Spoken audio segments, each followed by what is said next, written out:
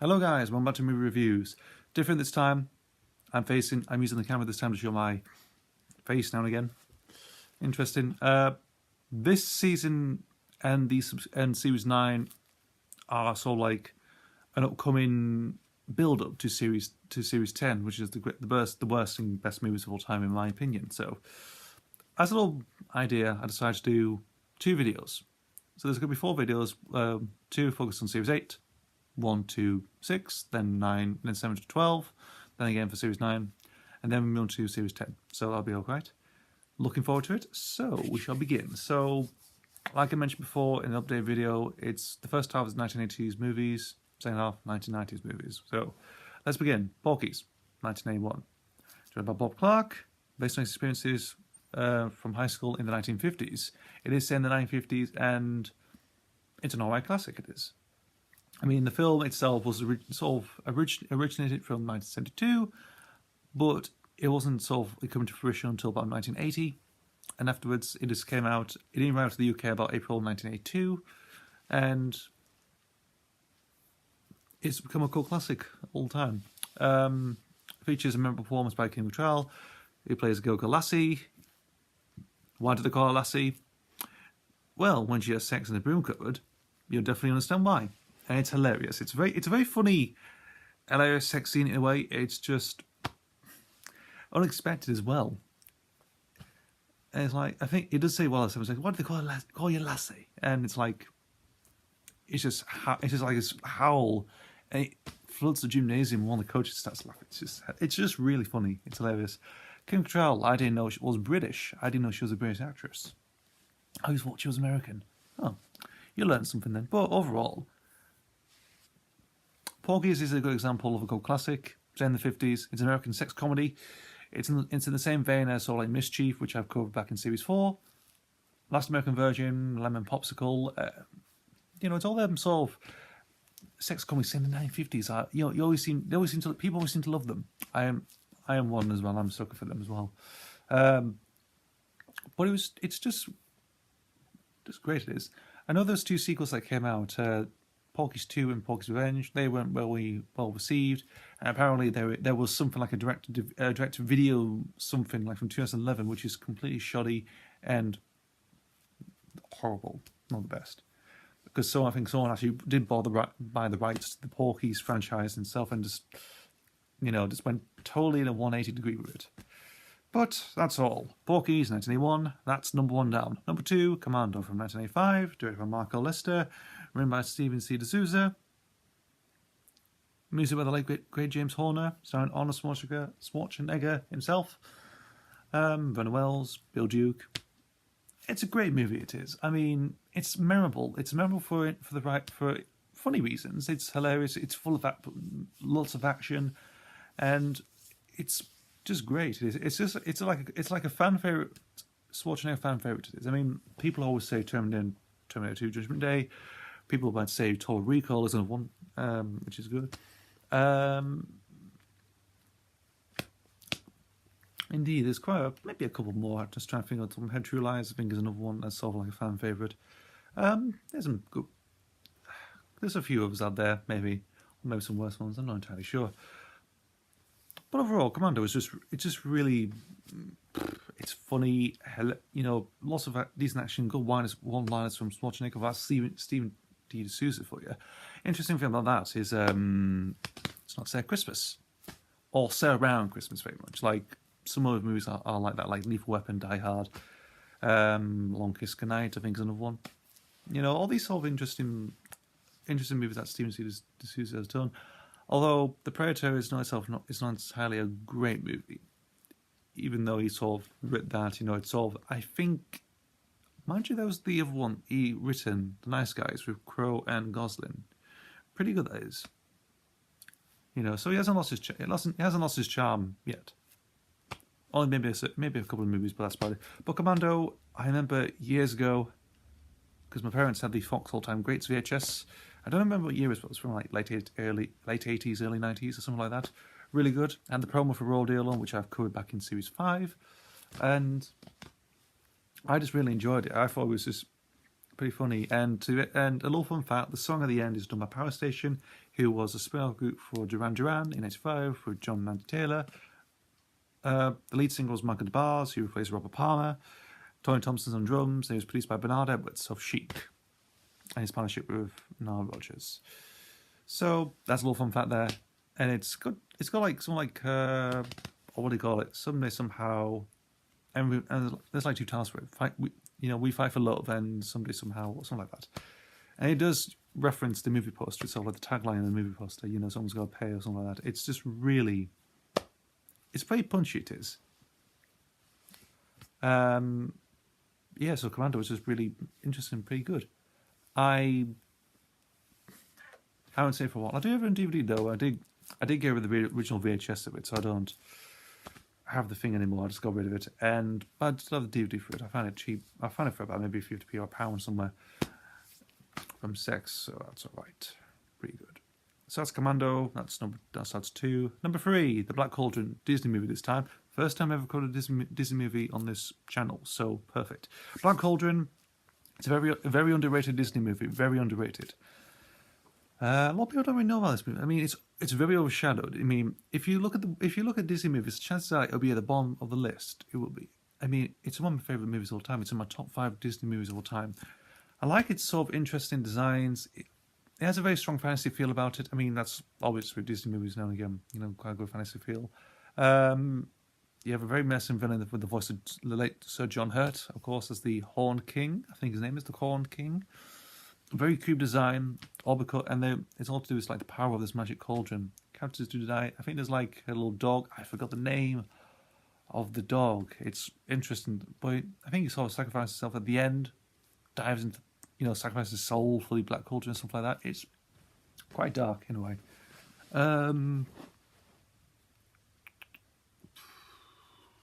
I'm trying to think what else. It's just, well, I think at the time, because it was released in '85, so it was quite, it's Disney were having a bit of problems with, doing sort of the, with the movies at the time. Of course, like big successful stuff here and there, but I think in the '80s, so there was like a little dip in quality. I mean, you had this, Basil the Mouse Detective from '86, and then we move on to the next one, number 4, Oliver and Company. Another great one, a retelling of the Oliver Twist story, but set in contemporary New York. And he focuses on Ginger Tomcat, known as Oliver, and lots of homeless dogs and everything like that. Great voice cast. You have Dom DeLuise, of course, as the voice of Fagin. You've also got Billy Joel as, the Billy Joel, as the voice of the Apple Dodger. I forgot the actual name of the dog. Who wears shades. He's basically like a terrier, he is, but he has he's quite cool and everything. And I think it was to appeal for I think at the time, because he was a family man, he had a daughter, he had Alexa Ray Joel, he did. So, I don't know if it was an idea that he was suggested or something like that. I don't really know. He does sing a few tunes as well. Like it's again, Oliver and Company musical, of course. Again, a retelling of the Oliver Twist story, but it's in New York City. Really good that is. I really enjoyed it. Lots of intense scenes. The mob boss, again, is an interesting sort of villain. Not really. I mean, he's just basically some New York crime boss, of course. You never really get that in Disney movies, of course. It's all to do with like evil sorcerers and queens and everything like that. Yeah, like a very powerful, basically like this very very powerful man in just the heart of the city of the Big Apple. Really interesting. I enjoy it. Again, both of them on VHS. I used to watch quite a lot. Still have them somewhere. I need to find them out wherever they are. But they were really good. They were. I do have one of my favorites. Speaking of which, I can do this now. Top 5 Disney movies. So obviously in no particular order. So 1 and 2 obvious. Black Cauldron, Oliver and Company. Number 3, The Adventures of Winnie the Pooh from 1977, an anthology that is basically comprised of the original stories from what's his name? I forgot the author's name. It's very hard to. Again, this is all improvised and non-scripted and everything. I don't have a script or notes or anything. I'm talking at the top of my head. That's all I'm doing. That's the idea. All improvised, all rough take stuff. So I don't remember the name, but it came out in '77, and I really enjoyed it. I thought it was good. Surprisingly enough, it did produce a sort of pseudo sequel which became Christopher Robin last year. Funny that is. Although they keep saying, think it's meant to be a sequel to The Adventures of Winnie the Pooh. The Adventures of Winnie the Pooh. Okay. So that's that's the first, that's 3. Number 4, obvious one, Toy Story 1995, great Pixar movie. The first one that came out, really good. Great performances by Tom Hanks and Tim Allen, of course. Really, very good that is. And obviously the good music by Randy Newman, of course. Really good, excellent direction. And finally, number 5, Snow White and the Seven Dwarfs, obviously. Now I remember watching a different version, which was like in a sketch version or something like that. They did with Beauty and the Beast. They did it's sort of like maybe as normal. Then it went into like a black and white sketch bit in the middle. Then it keeps doing it for a bit. I have that on a VHS somewhere, and I used to watch that quite a lot as well.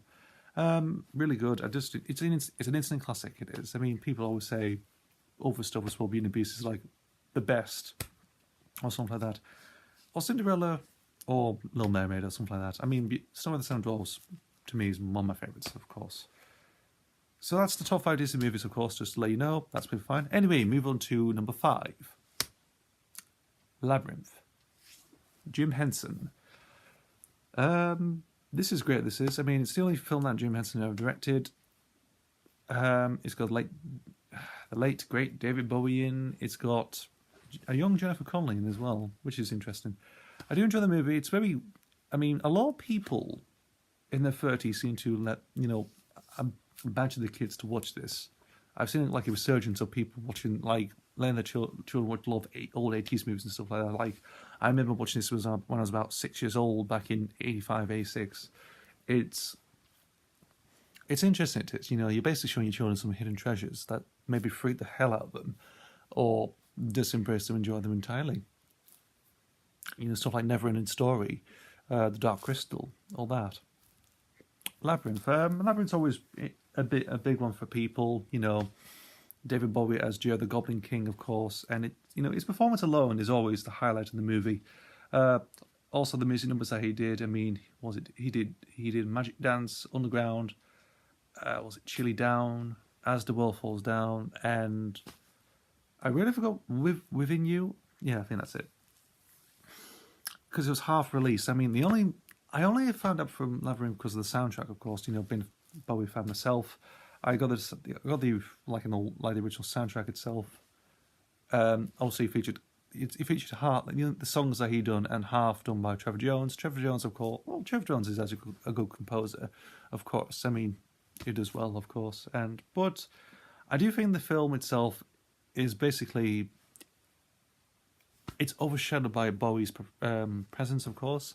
If he did like original actor, I'd probably maybe not go as too well. Maybe it's done by Jim Henson, so it might be interesting. I mean, for people who love the Muppets and everything like that, they'll probably love it anyway.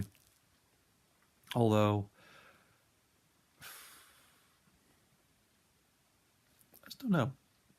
I think about Bowie probably been a completely different film entirely, but it was really good. And Jennifer Connelly does a decent performance as well. Puppet work by Jim Henson, of course, is fantastic. Soundtrack is amazing. Nothing else to say. I mean, everyone's talked about Labyrinth before, so I'm only just talking about the positives very much and everything like that. That's all. So, yeah. So that's Labyrinth for you. So that's number 5. Number 6. So we reached the last one of this video, of the first part, which is Legend, done by Ridley Scott. Compared to other movies that came out, I remember, like other fantasy movies. I mean, this came out at the same time as Black Cauldron, this did. And, I find Legend, it has a few interesting good things about it. There's some good points and there's bad points. I think the bad points I'll talk about first. It's not really entirely the best story ever. Tom Cruise is wooden in this one, even though it's one of his sort of early movie roles. I mean, he was good in Risky Business. He learned to do Top Gun, of course, and I do find some stuff I find Tom Cruise good in. Other times, I think these days I find him very unbearable to watch because of his creative control. He is very. I think all the stuff like being all powerful producer, taking everything on, Scientology, all that sort of stuff. I don't give a damn for. I don't give a shit for. It's not my thing. I just really can't stand him these days. Though some film roles from his early career, of course. I mean, I'm detailing a good few, but he's done some really decent ones, of course. I mean, I think the last proper one I could probably think he was good in was Eyes Wide Open. I think he was good in that one. But I think from 2000 onwards and everything, all that stuff going on, he seems to, it's like, I mean, people still love him. I think I'm one of the few people who just very think, he's shit. That's all. In his later careers, I think it's just really gone. I think actors do that as well. But I think, alright, I'm not going to talk about Tom Cruise again. Let's talk about Legend. Let's carry on with the movie, of course. So, the best thing, of course, Tom Cruise wouldn't act in. Not much great story as well. I think to do a princess, battles good against evil. That's about it, really, to be honest. There's some good solid direction by Scott himself. Lots of great, interesting fantasy sequences. Lots of good puppet work as well. Freaky, scary stuff as well.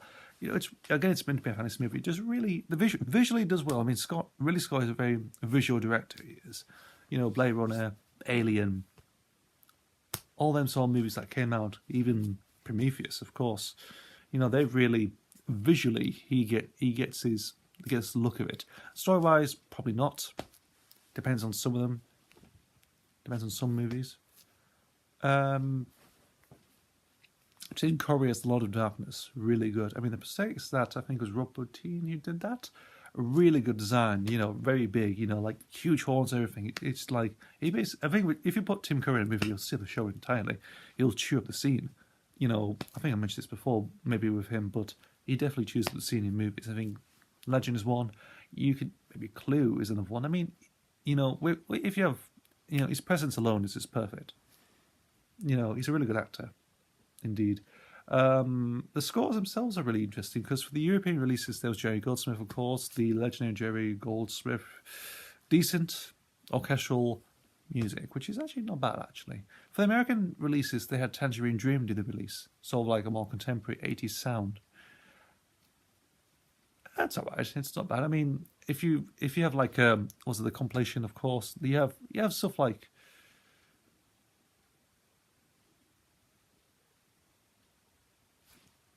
excuse the noise. But if you have stuff like, what is it? I think of the soundtrack from the US releases, again, the soundtrack, but also had some songs as well. One by John Anderson of Yes, contributed a song, and Brian Ferry, was it? I've literally forgot. I forgot the song's names though, that's the thing. Bugger. But I do find it alright. I mean, to make it commercialised and a bit more interesting, they do pop, the occasional pop songs here and there. Brian Ferry and Jonathan are good examples. Tangerine Dream, I don't mind Tangerine Dream. I haven't really listened to much of their stuff before. Seems alright, to be honest. Yes.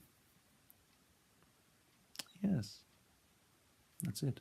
That's all I could say about Legend, actually. That's the only point I could really say about this movie. I have seen it, but again, movie with good and bad points. Again, Tom Cruise was acting, and Tim Curry, the score itself, visually directed by Ridley Scott, of course. That's the main plus. That is. So that's really it. That's all I can really say about Legend entirely. So that's the first part over. Anyway, so that's okay. Thanks for watching. Movie reviews, episodes 1 to 6, basically condensed in one video. I'll see you next time for the second part, which is 7 to 12, where we tackle the 1990s. Oh boy, this is very interesting. So, see you then. Goodbye.